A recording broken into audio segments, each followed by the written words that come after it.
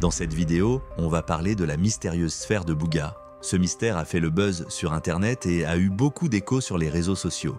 Et ce qui est fou, c'est qu'à ce jour, concernant ce cas très particulier, on n'a pas de réponse vraiment précise. Mais on va tenter de décortiquer tout ça ensemble. Ce qui est sûr, c'est qu'il y a des choses encore insoupçonnées concernant notre univers, mais surtout ce qui vole au-dessus de nos têtes sans qu'on s'en rende forcément compte.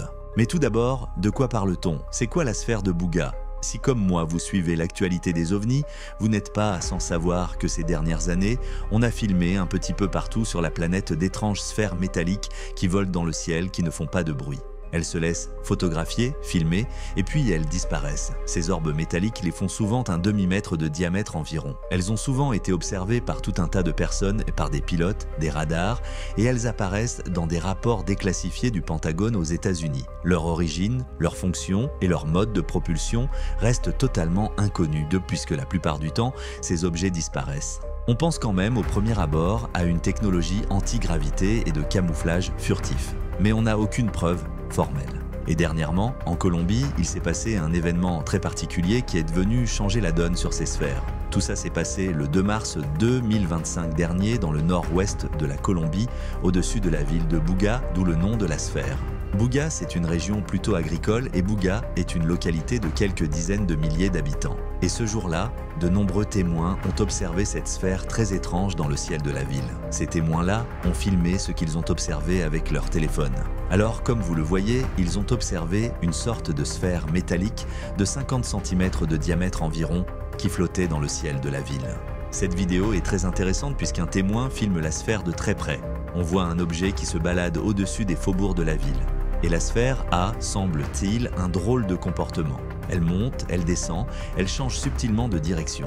On la voit passer au-dessus de fils électriques. Là, ce qui est intéressant, c'est qu'à un moment donné, elle va chuter dans des broussailles, un petit peu à l'extérieur de la ville. Un habitant du coin, un agriculteur nommé Don José, aurait aperçu la sphère tomber du ciel. Accompagné d'une autre personne, peut-être un membre de sa famille, il est rapidement parti à sa recherche. Il la retrouve presque aussitôt. Don José s'en approche sans vraiment de précaution, directement comme s'il voulait comprendre de quoi il s'agissait. Il effectue quelques gestes, peut-être pour vérifier si l'objet est chaud, mais rien de très prudent. Très vite, on le voit, sur les images qui circulent, tenir la sphère entre ses mains.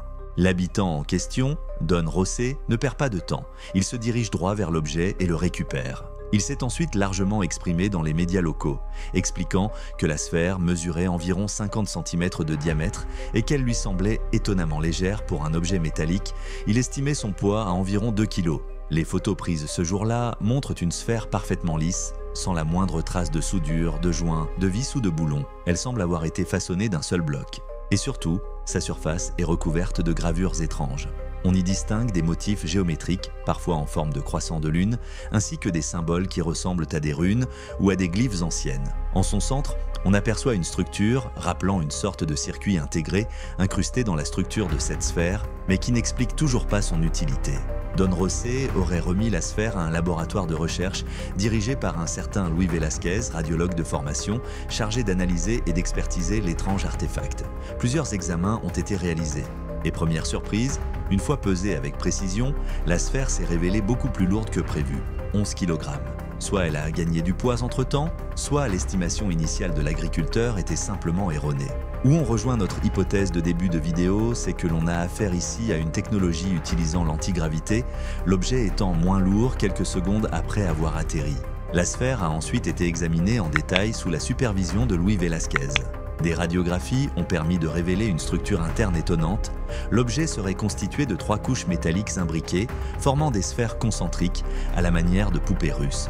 Les chercheurs affirment aussi avoir identifié un ensemble de 18 petites sphères disposées autour d'un noyau central, composé d'une matière nettement moins dense. Les analyses ont également confirmé l'absence totale d'assemblage visible. Aucun joint, aucune vis, ni soudure ou boulon.